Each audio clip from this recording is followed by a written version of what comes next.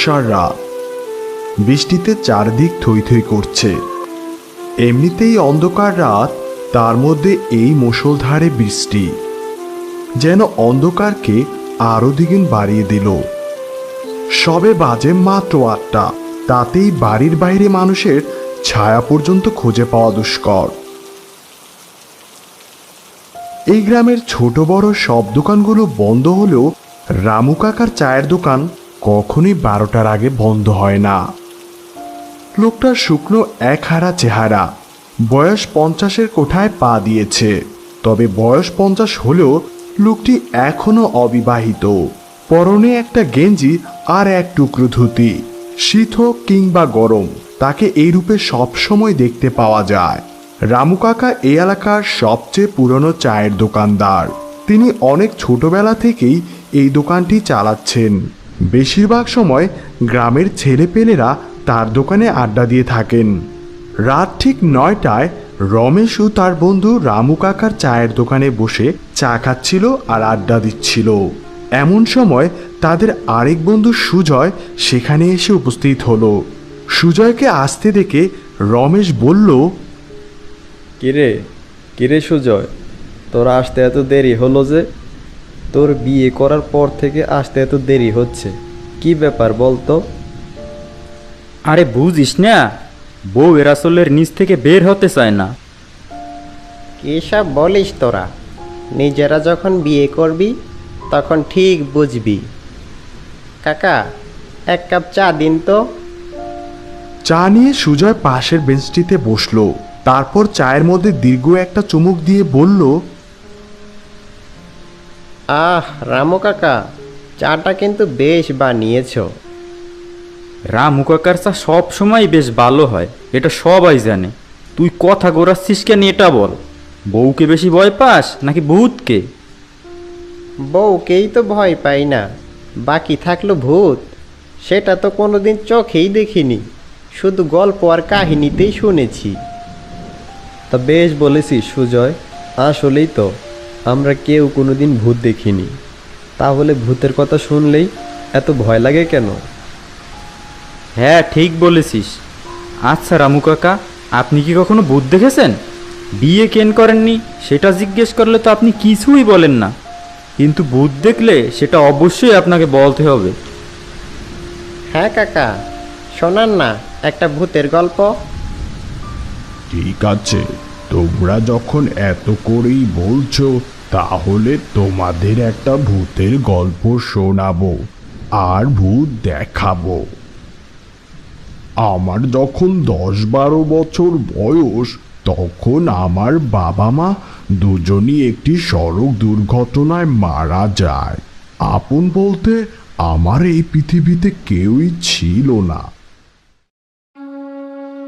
প্রথমে লোকেদের বাসায় যে যে খাবার খেতাম, কেউ খাবার দেয়, আবার কেউ দূর দূর করে তাড়িয়ে দেয়। তারপর ভাবলাম কাজ করব, কিন্তু ছোট বলে কেউ কাজ দিত না। বাবার দেয়া ছোট একটা বাড়ি ছাড়া আমার আর কিছুই ছিল না। এরপর আজ আমি যেখানে দাঁড়িয়ে আছি, এখানে একটা টেবিল আর একটা টোল নিয়ে চা বিক্রি করতে লাগলাম। সাথে স্কুলের পড়াশোনাও চালিয়ে যেতে লাগলাম। সকালে চা বিক্রি করে স্কুলে যেতাম, আবার স্কুল শেষ করে দোকানে বসতাম। অত্যন্ত অসহায় মানুষগুলো যে নিজের চেষ্টায় কিছু করতে পারে, সেটা এই নিষ্ঠুর সমাজকে আমি দেখিয়ে দিতে চেয়েছিলাম। আমি যখন 8ম শ্রেণী থেকে 9ম শ্রেণীতে সবে মাত্র উঠেছি, তখন চম্পা নামের একটা মেয়ের সাথে আমার পরিচয় হয়। পরিচয় বললে ভুল হবে, মেয়েটি আমার সাথে একই স্কুলে পড়তো। আমি সেদিনের আগে হয়তো মেয়েটির দিকে খেয়াল করে দেখিনি। চম্পাও আমার মতো খুব অসহায় ছিল। তার মামাই তাকে ছোট থেকে বড় করেছে। সেদিন মেয়েটি আমার দোকানের সামনে দাঁড়িয়ে আমাকে একটা ডাক দিল। এই যে শুনছো? তার দিকে চোখ পড়তেই আমার বুকের মেশিনটা যেন হাই স্পিডে ঘুরতে লাগলো। তার ঘন কালো চুলগুলো মুখের উপর দুলছিল, আর তার ভ্রুর মাঝখানে টিপ যেন তার সৌন্দর্যকে আরো বাড়িয়ে দিচ্ছিল। আমাকে ডাকছিলে? হ্যাঁ, বলছিলাম স্কুলে যাবে না? চলো দুজন একসাথে যাই। আমি যেন এমন একটা প্রস্তাবের জন্য প্রস্তুত ছিলাম না, তাই আমতা আমতা করে চম্পাকে বললাম, হ্যাঁ হ্যাঁ যাব, চলো যাই।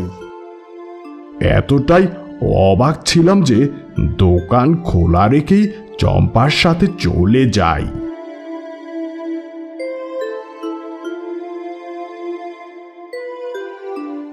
এরপর থেকে প্রতিদিন সকালে চম্পা আমার চায়ের দোকানে আসতো। দোকানে বসে এক কাপ চা খেয়ে তারপর আমার সাথে স্কুলে যেত। ধীরে ধীরে আমাদের মধ্যে একটা প্রেমের সম্পর্ক তৈরি হয়। আমি চম্পাকে যতটা না ভালোবাসতাম, তার থেকে বেশি চম্পা আমাকে ভালোবাসতো।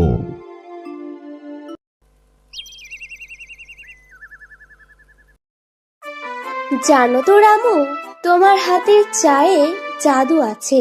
তুমি এই গেঞ্জি আর ধুতি পরে যখন চা তৈরি করো, তখন তোমাকে দেখতে না দারুণ মিষ্টি লাগে। সব সময় এরকমই থেকো। আমাদের দিনগুলো বেশ ভালোই কাটছিল। স্কুল শেষ করে আমি কলকাতায় বিশ্ববিদ্যালয়ে চান্স পাই। ভালো একটা চাকরির আশায় চলে গেলাম কলকাতায়।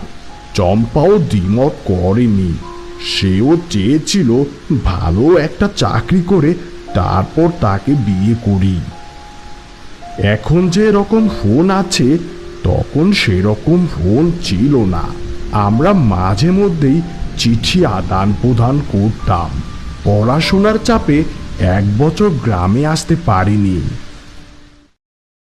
1 বছর পর যখন বাড়িতে ফিরলাম, পথেই আবার সাথে দেখা হয় রগেনের সাথে।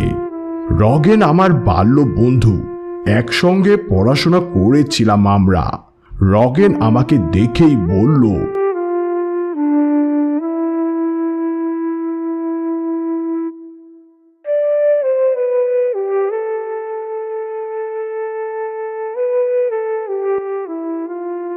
রগেনের কথা শুনে আমার মাথায় যেন আকাশ ভেঙে পড়ল। আমার নিঃশ্বাস যেন বন্ধ হয়ে আসছিল। গ্রামের রাস্তা সন্ধ্যা হয়ে এসেছে, আশেপাশে কোনো গাড়ি ঘোড়াও নেই। আমি পাগলের মতো দিশেহারা হয়ে চম্পার শ্বশুর বাড়ির দিকে ছুটলাম। বারবার একটা কথাই ভাবছিলাম, চম্পা এটা আমার সাথে করতে পারলো? সে তো আমাকে ভালোবাসতো, তাহলে এমন কেন করলো? ছুটতে ছুটতে আমি গ্রাম প্রধানের বাড়ির সামনে এসে দাঁড়ালাম। দাঁড়িয়ে দাঁড়িয়ে ভাবতে লাগলাম, আমার কি ভিতরে যাওয়াটা ঠিক হবে? না, ওর তো বিয়ে হয়েছে। এখন যদি আমার কারণে শ্বশুর বাড়িতে কোনো গন্ডগোল লাগে। অনেক ভেবে আমি সিদ্ধান্ত নেই, আমি ফিরে যাব। ঠিক সেই সময় গ্রাম প্রধানের বাড়ির দরজাটি আপনি আপনি খুলে গেল, আর বাড়ির ভিতর থেকে ভেসে আসছিল একটা অতি পরিচিত কণ্ঠের আর্তনাদ। রামু, রামু তুমি কোথায়? রামু, আমাকে বাঁচা। রামু। আমি তখন বাড়ির ভিতরে যাওয়া থেকে নিজেকে আটকাতে পারলাম না। আমি ভিতরে প্রবেশ করতেই সবকিছু একদম নিস্তব্ধ হয়ে গেল। রাতের আধারে সবকিছু অন্ধকারে আচ্ছন্ন। বাড়িতে কোনো আলো নেই, কোনো আওয়াজও নেই। আমার পায়ের আওয়াজটাই যেন বারবার আমার কানে এসে বাজছিল। আমি চম্পার নাম ধরে চিৎকার করতে লাগলাম। চম্পা, তুমি কোথায়? এই দেখো, আমি এসেছি। তুমি ভয় পেও না, তুমি বেরিয়ে এসো। আমি তোমাকে নিতে এসেছি চম্পা। আমার চিৎকারে এই ভয়ঙ্কর পরিবেশটার কোনো উন্নতি হলো না। আমার কথার কোনো প্রতিউত্তর ভেসে এলো না। বাড়িটা দেখে মনে হচ্ছিল অনেক দিন ধরে কেউ এই বাড়িটা পরিষ্কার করেনি। আমি চারদিক খুব ভালো করে দেখছিলাম আর চম্পাকে খুঁজছিলাম। হঠাৎ করে আমার সামনে এলোমেলো চুলে আর ছেঁড়া কাপড়ে একটা পাগল এসে দাঁড়ালো। তারপর সে বলল,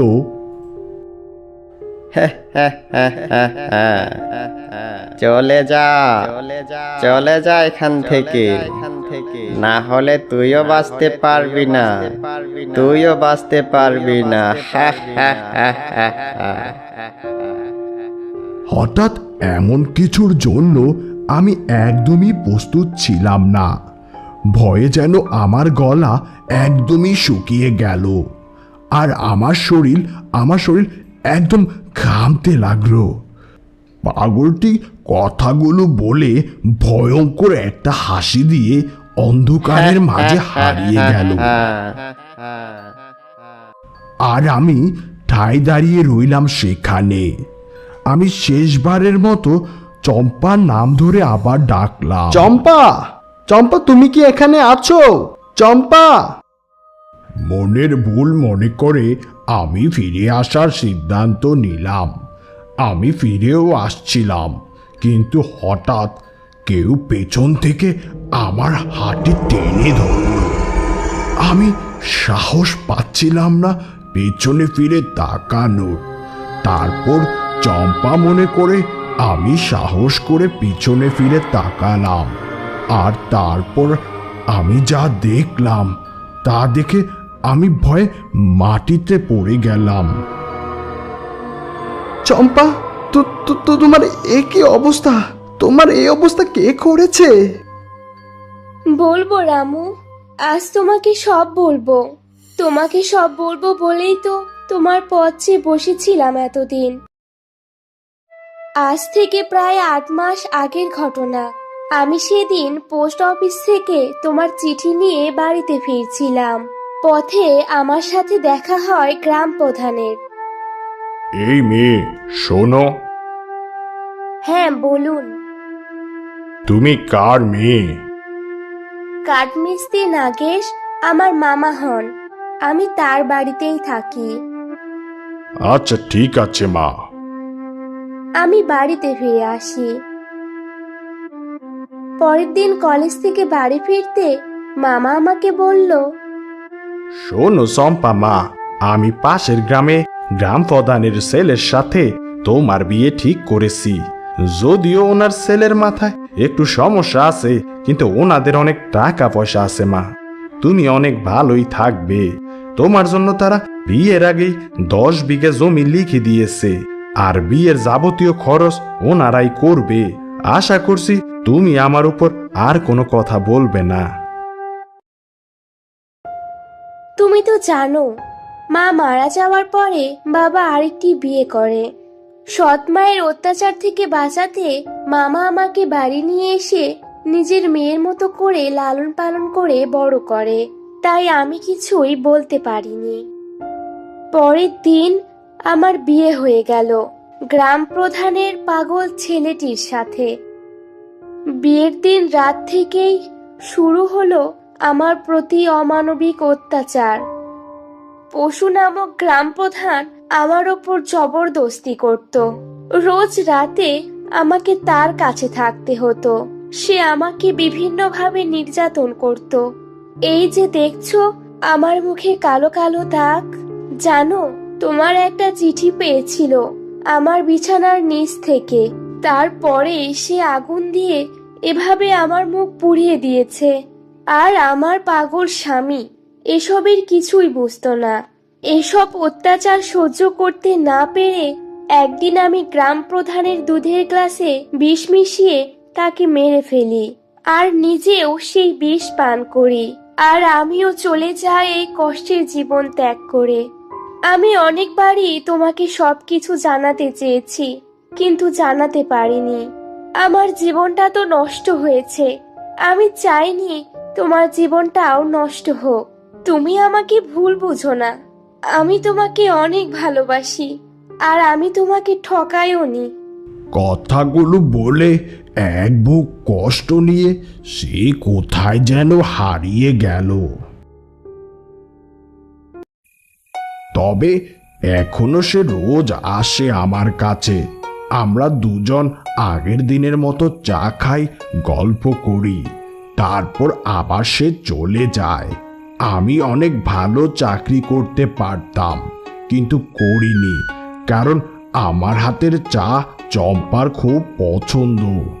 আমার অনেক পোশাক আছে, কিন্তু আমি সারা জীবন চম্পার জন্য এমন পোশাক পরে থাকি, কারণ আমি তাকে এখনো খুব ভালোবাসি।